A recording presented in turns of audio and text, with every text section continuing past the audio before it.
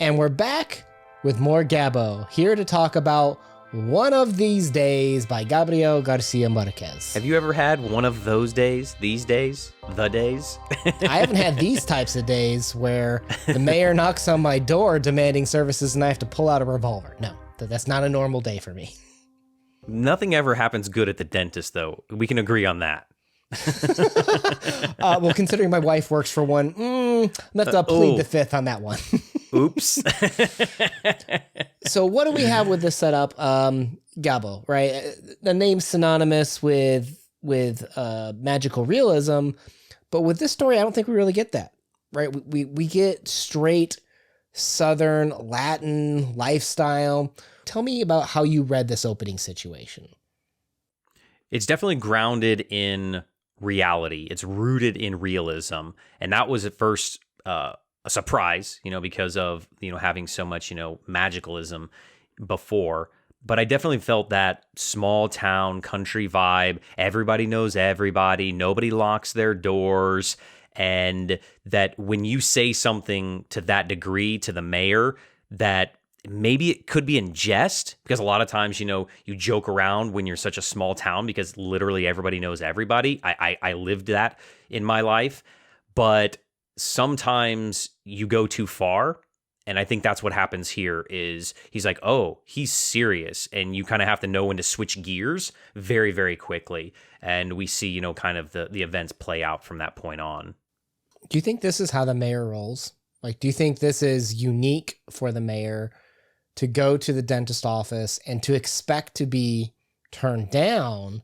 And not only that, then to rebuttal with violence, right? Threatening with the gun. Do you think that this is unique for the town, or do you think this is every day?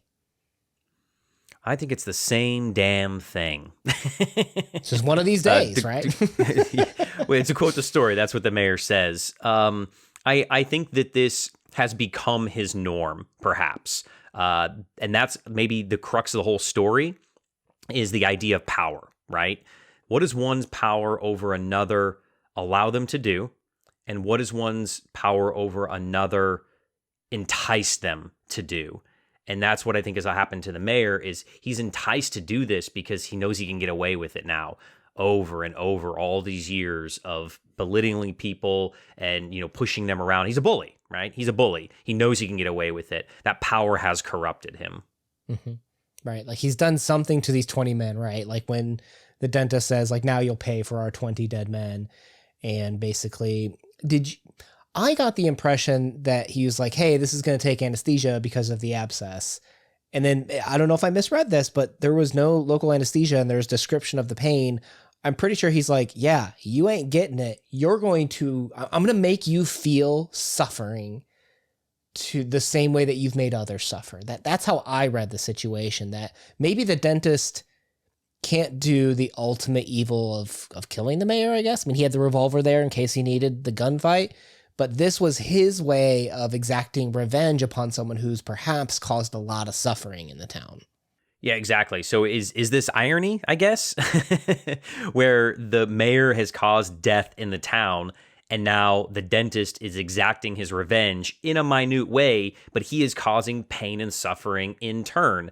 And I think it comes to that idea that, one good deserves another. What is the saying? One good kick in the pants? I don't know.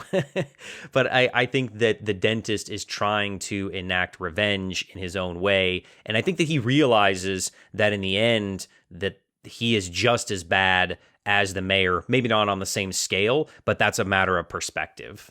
Are you thinking of one good deed deserves another? Yeah. But these are bad deeds. There's got to be a bad saying, right? These aren't good deeds. Do you, one thing that I thought was really interesting was the facade the characters put on. When the mayor walks in, the dentist isn't totally at ease, right? He's got his hand on the edge of the desk, to quote the narration, because that's where his revolver is, right? And the mayor walks in, half swollen in the face, and he's exchanging pleasantries. Good morning, morning, right? And the idea is that he's like putting on this facade. It's like, oh, like I'm getting what I want. No need to do anything, because he's putting on the pleasantries. He's putting on that face. But you'll notice as soon as he got what he wanted, the tooth is extracted. He did have to suffer for it. you'll notice he didn't button his tunic right away. And when he left, he basically just kind of like saluted.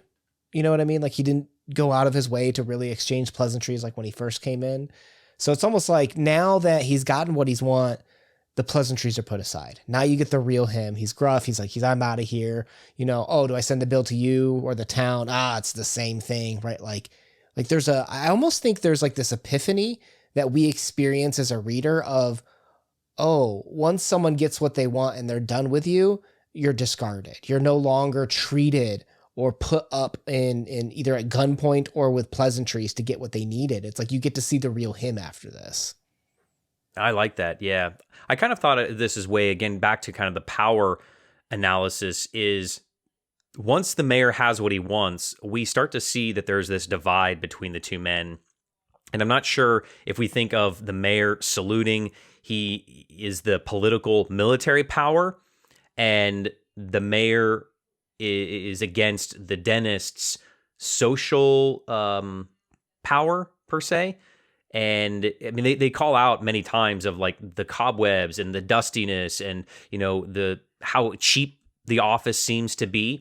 So there is definitely this maybe political, economic divide between the two men as well. And this scenario has equalized them a little bit. Not exactly equal, but it is that, again, that power shift here, that power struggle almost. And then as he leaves and now he's got what he's want, he's back in charge again. He's, you know, like, huh.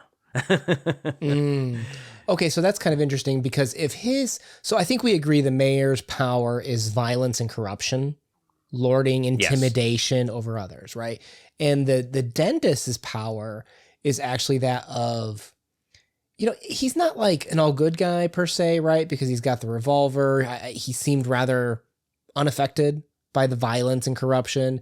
He's unlicensed in some regard, which I don't want to necessarily hold against him, but like, you know, it's clearly he's not like a guy that follows the rules to a T is one way to put it, right? What's his power? Is it like you said, is it that social currency?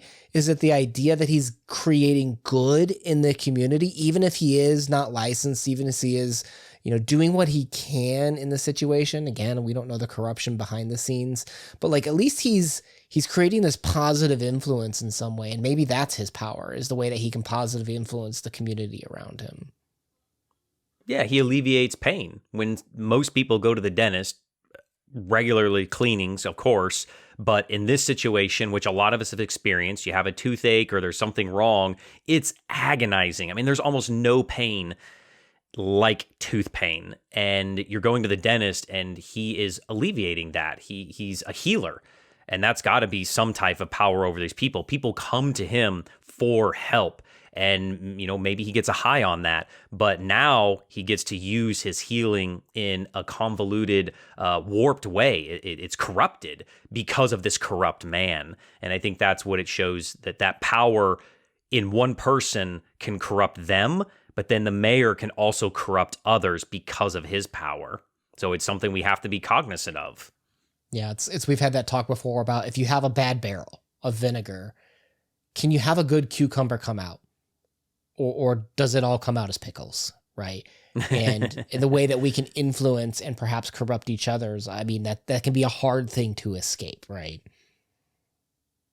Yeah, and I do not really like pickles. I don't like going to the dentist either, but... But I do like reading Gabo's story, so we're going to leave a playlist to other Gabriel García Márquez playlists down below for other talks that we've had of him, that is. What did you think of this story? What did you think of the power of the mayor? Did anyone change in this story, or is this one of those days, and this is the day in, day out? Let us know in the comments down below. My name has been Una. Thank you for spending some time with us. Peace.